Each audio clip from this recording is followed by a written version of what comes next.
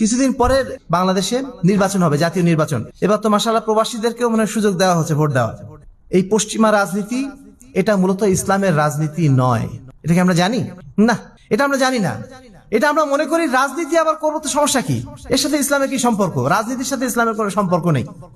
ইসলাম শুধু থাকবে মসজিদের মধ্যে, 5 ওয়াক্ত সালাত পড়ে, এই তো মেলা। আবার কি রাজনীতি আমি করব?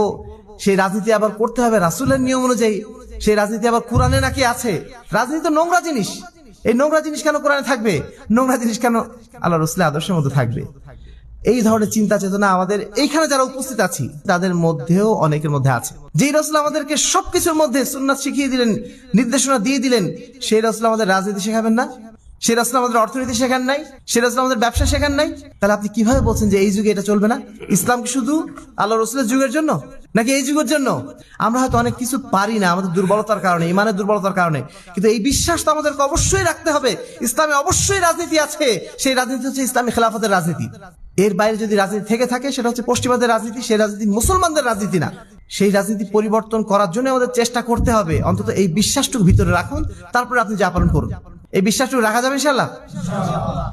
এই বিশ্বাস আমাদের রাখতে হবে। Islam is the complete code of life.